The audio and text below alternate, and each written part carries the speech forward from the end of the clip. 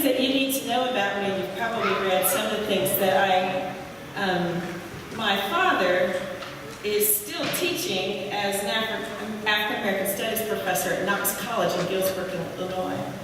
And I was required to read one book a week by or about black people, or I didn't get half of my allowance was at risk. My sister and I were usually pretty good. My brother often owed my dad money. But I grew up in an environment, my grandfather was a Baptist preacher. He was the chairman and president for many years of the local NAACP in Terre Haute. The gatherings for the movement were held in our church basement. My grandfather is literally responsible for physically desegregating public facilities and theaters in Little Terre Haute, Indiana. Lived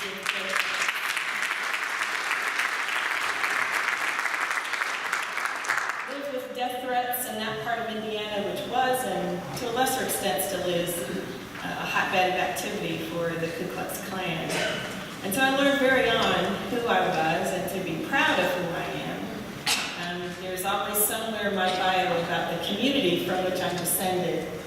Lost Creek, Indiana, right outside of Terre Haute, settled in the 1820s by a group of 6 families who came north, mostly from North Carolina, with help from the Quakers. One of my ancestors, a runaway slave who encountered Sherman's army and bartered horses for his freedom and said, "I will get you horses if you take me with you," and never ever got over the fear of being discovered, even after the war. I have copies of the serial mortgages that he had to pay and sign his ex to in Indiana. So I know who I am and I know where I came from, and no greater gift can we give not only our children as they learn those songs, "Just Give Me Jesus." Too many of our churches are not singing those songs anymore. We're hymn poor in the spirituals. And so I'm grateful for the Kansas City Girls and Boys Choir for their rich music. My son grew up in the Chicago Children's Choir, and he's now their composer in residence. So if you love music and that's your passion, keep doing it. It can speak to us in powerful ways. It's important to know who you are and where you came from. And unfortunately, we usually, as our brother poet told us, usually this is about the time when we start talking about it. We don't do it on a regular basis. We're not giving our kids books, and we're not talking to them, and we're not encouraging them to put pen to paper or pen to notepad, tablet, Apple Pencil, whatever we're using to capture our thoughts now to help them understand, first and foremost, that no matter what their circumstances, they are created by God. And whoever you believe or define the holy to be, there is a creator. We may call that creator by different names and engage that creator in different ways. But we are all here a reflection of divinity, reflection of God's glory. During my time at the University of Chicago Divinity School, which was not a seminary, most people don't know that about the University of Chicago, but we were an institution where only about 15% of the students were preparing for ministry. When I was a student there, it was an all-Christian program. Today, students from every religious tradition are welcome. We have students who are preparing for PhD programs and master's programs, and there are more people with PhDs from the University of Chicago in the Divinity School teaching in religious studies programs than any other school in the country.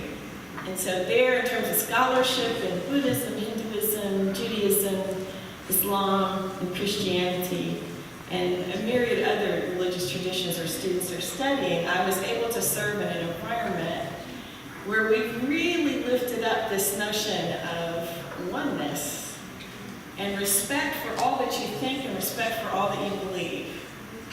I'm a Christian minister, and I'm glad we're having an interfaith service.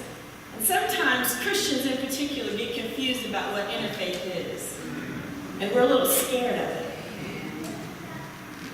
The idea is not that I'm converting you or you're converting me. Our Baha'i friends, our Buddhist friends, our Muslim or Jewish friends, but we are here in respect for each other to work together to build a society where we can all live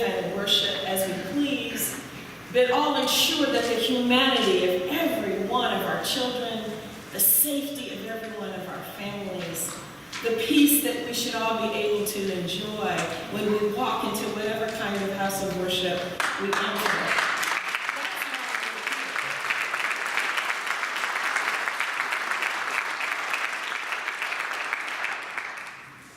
Dr. King has said a lot of things, and most of us don't know enough about what he actually said. Michael Eric Dyson famously wrote a book and said, we should retire I Have a Dream for about 10 years and just make it inaccessible and insist that people go and actually read the body of work of the Reverend Dr. Martin Luther King, who was a systematic theologian. He had a PhD in theology from Boston University. He was a deep thinker who was influenced by Buddhist monks. And we all know of his relationship and enjoyment of the work of Mahatma Gandhi. But there wasn't a tradition that he didn't read and study and borrow from and try to draw connections and build bridges with. You guys have had some heavy hitters in the pulpit here over the years, people that I admire greatly and hold dear, and a few good friends, including the Reverend Dr. Frank Thomas, who is a disciples minister and now is on the faculty of Christian Theological Seminary, one of our seminaries in Indianapolis, and has founded the first ever accredited PhD program in African American preaching and sacred rhetoric. So when you got Frank Thomas talking to you, Charles Adams, my goodness. And last year, one of my, if I fangirl about a preacher, it's probably Otis Moss Jr. Standing in tall cotton heels. And so I wanted to think about what could I say, what could I offer to this conversation.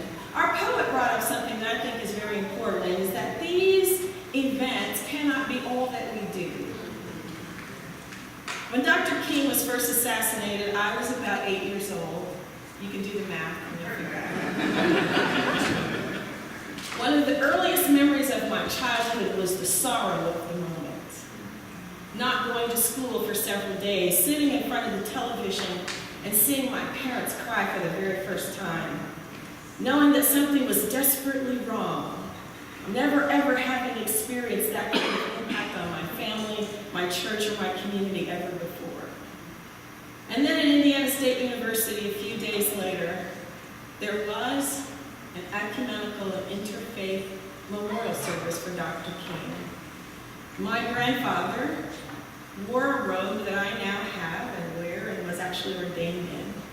And he led a group of white and black Christian, Jewish, and Muslim leaders into the arena at Indiana State University.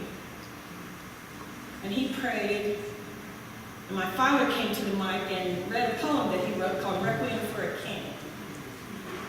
In that moment, I knew in my little 8-year-old heart that something important had happened.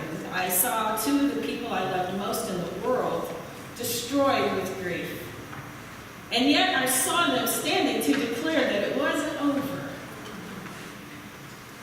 About 30 years ago, as a younger adult, I wrote a play for the young people at the church that I served in Chicago called No, It's Not Over. And it was in my mind a fictional kind of conversation of some of the people who had been closest to Dr. King sitting in the waiting room. Dr. King has been brought to the hospital. The people in the room are Daddy King, Andrew Young, Stokely Carmichael, later to take the name Kwame Ture, E.D. Nixon, who was the head of the NAACP in Montgomery, a person who doesn't get nearly enough credit for the activity that happened in Montgomery, and Ralph Abernathy. Now, in my little play, which I wrote really to teach the young people the story and to get them beyond just this memorialization and celebration of Dr. King, to help them understand that even the people around him argued about what the direction of the movement should be. We have a Messiah complex, folks. And when Dr. King was assassinated and taken from us, we talked about they have slain the dreamer. What will become of the dream? And part of the problem in the 21st century is not only do we not educate our children and each other about what that movement was about and the full context of what was going on, not only in 1968, but as far back as 1955, as far back as the 20s with Marcus Garvey, as far back as the slave ships, as far back as those beautiful kingdoms in Africa that our poet referred us to. But I wanted them to know that human beings who had been close to Dr. King kind of messed it up. Because they wanted to know who will lead, who will take the role in SCLC, who will now be our speaker, because we were afraid that they wouldn't let more than one of us speak at a time. Those are probably very real concerns. And still today, we have those concerns. Which leader will we accept from any one particular community, not recognizing that what we need to be about doing is developing all kinds of leaders.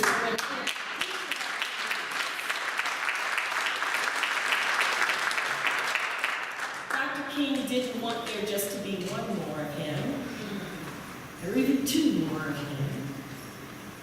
But he wanted a place where all of his 4 children, as he said, would be judged not by the color of their skin, but by the content of their character. He didn't want the color of their skin to be ignored. He just did not want that to be deemed deficient. Once we have made difference deficient, that's what happened. If you're not Christian in this country, somehow the way you pray, the way you believe, or the clothing that you wear to mark yourself as a person of faith comes under scrutiny. I was at the Divinity School as Dean of Students when the first bans went into place and had dozens of students stuck in their homelands, most of them Muslim, most of them ultimately returning, being afraid to pursue the education that this country said they could have. What are we doing? People of faith, the church, the synagogue, the mosque, whatever your gathering place is, however you call your community, people of faith have to be on the front lines speaking up for the respect and dignity that we want each and every person who lives not only in this country but around the world to have. Christians have begun to equate a particular kind of patriotism with a particular kind of Christianity. And that particular kind of Christianity does not allow me to speak out about issues that affect my community. We cannot be representatives, at least if I can only speak for my own tradition. The Jesus that I read about, and that's part of our problem, we don't know our sacred text well enough to really know what Jesus actually did and said, to recognize him for the radical, loving, strong, and courageous person that he was. We have a great tradition of prophets in all of our religious traditions, and Dr. King reminded us that the strength of these traditions, one thing that we have in common, is a focus on love. I used to have a poster in my office that had sort of the equivalent of the golden rule in every particular tradition that you could think of. But what then is love? What do we mean by love? That I accept you if I like you? That I accept you if I agree with you? What do we mean by love? In the Christian tradition, Jesus said God is love. And so he that doesn't know God doesn't know love. If you don't know love, you can't know God because God is love. But Jesus sets up a particular person who writes in that letter from John, sets up a particular equation. God is love. My aunt, who's an English teacher, would say, whatever on the other side of it is, you equate those two things. But love is not gushy and warm all the time, not in that phileo our sisters and in the society that we hope to build. Here's the trick: that golden rule, in whatever interpretation or translation you choose to review it, says that we love each other as we love ourselves. That we would do unto others as we would have others do unto us. And if we don't love ourselves, then it's pretty hard for us to return the favor. When we don't value who we are and all of our boldness and all of our distinctiveness. When we don't understand that who we are and how we pray and what we believe is just as valuable as what you pray and what you believe and how you dress. One of my most favorite memories of being involved in the Poor People's Campaign, William Barber is a disciples minister. Did you know that? Yes.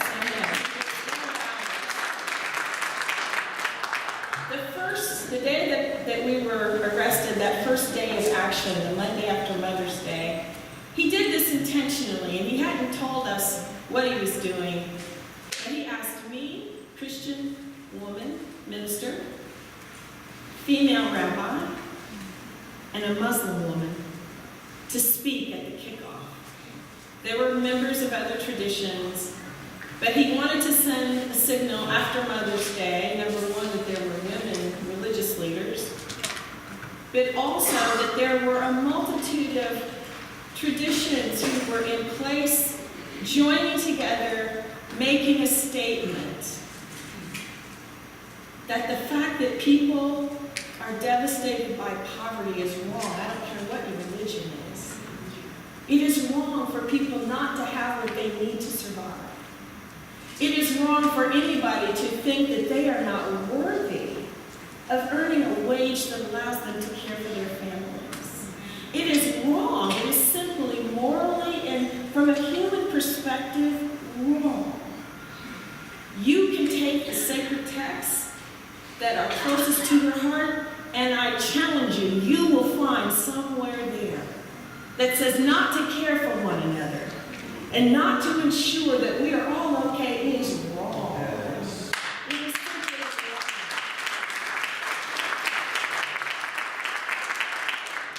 One of the reasons that young people, and again, I can speak only from my experience in Christianity, people don't hear from us enough. People don't hear from those who believe. People don't hear from those who believe in a sacred text. And I am so blessed by my brothers and sisters of the Sikh or Hindu faith, or particularly my Muslim brothers and sisters, who are challenged to be able to be free to wear hijab or whatever form of religious dress they want to wear. It's part of our humanity to be able to express what we think and how we believe. If we're going to get caught up in that kind of ignorance, we have failed ourselves and our society. We have failed ourselves and our society because part of the problem is that we are simply ignorant of what we each believe and think. Dr. King read the sacred texts of other traditions. How many of you are even familiar with any of the basic tenets of a tradition that's not your own? Love means first seeking to understand. And even if we don't agree with where we land, my love for you as a human being says I will defend to the right, as we say in America, your right to stand and believe and pray and read whatever it is that you want. What's more important for all of us to rise to the occasion to do is to link arms in this movement that is not over.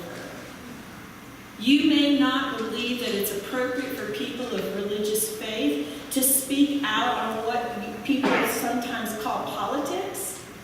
There is no partisan talk when it comes to the status of humanity.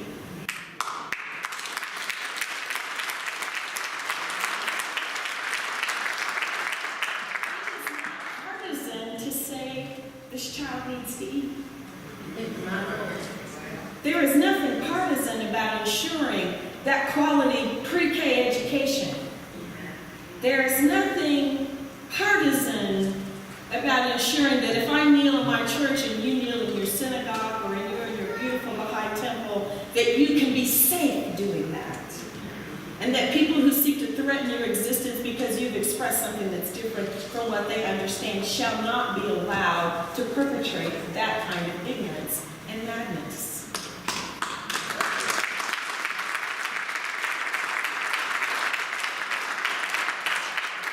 And we cannot be afraid to say so.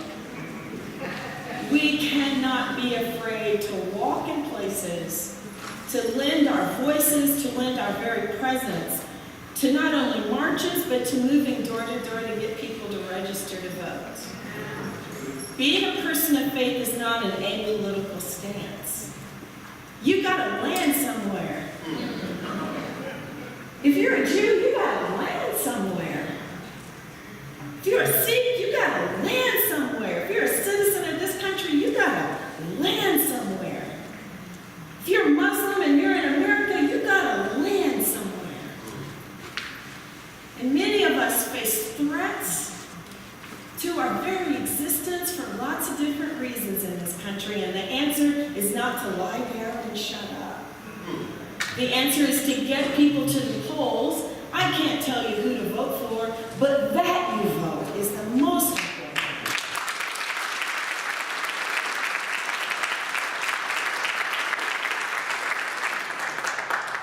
You know, they always try to tell you Jesus is meek. Did you ever listen to Jesus' exchange with some of the religious leaders of his day? Or the people who brought questions to him?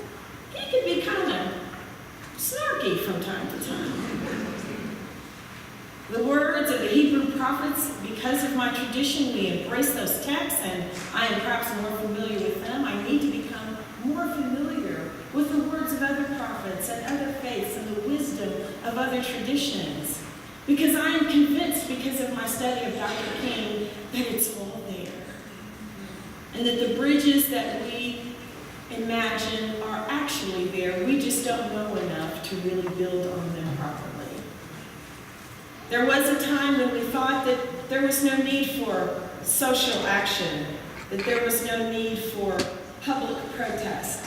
I facilitated a conversation in the early thousands with some undergraduates at the University of Chicago, and they had a group of folks from churches together talking about what churches, black churches in particular, were doing about HIV/AIDS. And they said to me, and this is probably 2006, 2007, the time for marches is past. There was a season when we thought everything's okay. There was a season when they told me that, oh, well, you benefited from the affirmative action process. We don't need you anymore. We don't need that work anymore because you guys are okay. The numbers of people of color in higher education is dwindling. It's dwindling. It's becoming more and more expensive, and schools are looking at ways to attract students. You go make less than $65,000 a year, my alma mater, Harvard College, will give you a free ride, basically. But that's not happening everywhere. There are more young black men in prison than in college, and that's been true for decades. It is by design. There's a systemic problem, and if we aren't educating ourselves about these issues and speaking out about them, particularly as people of faith, we are losing our credibility with the generations that we're trying to get to embrace their religious traditions.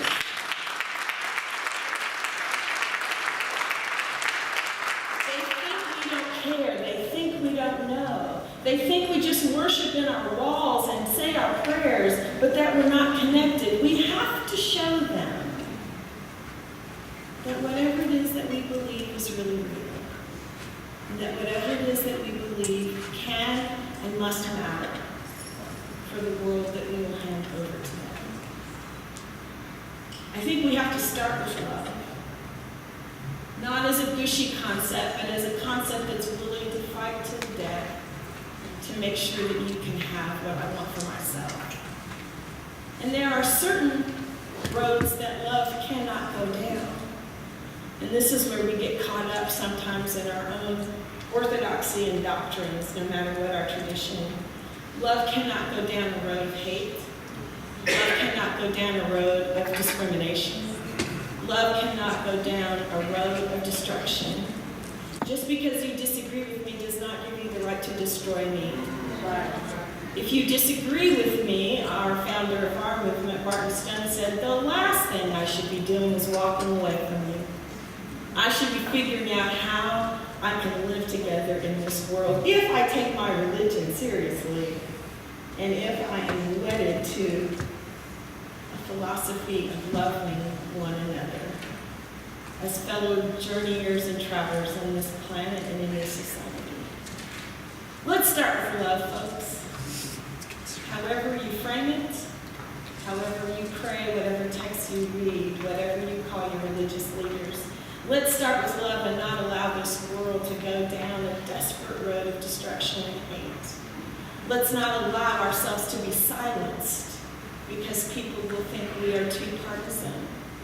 Let's speak our truth according to the texts that we have been given. Let's speak our truth in manners and ways that are consistent with our religious traditions. And let us not be afraid to be who we are as people of faith.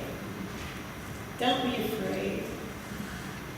Don't be afraid. Jesus told his followers, if you love me, feed my sheep.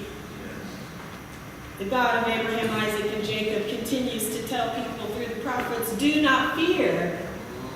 Do not be afraid. Let's start with love. No rabbit holes, just courageous paths that lead us to a society that we all want our children to live in. May the peace of God that passes all understanding be with your hearts and minds. And whatever your faith and however you pray, may you find the courage and may we hold hands and walk this road together. Let's begin with love. The movement is not over, and January and February are not its only holy days. God bless you.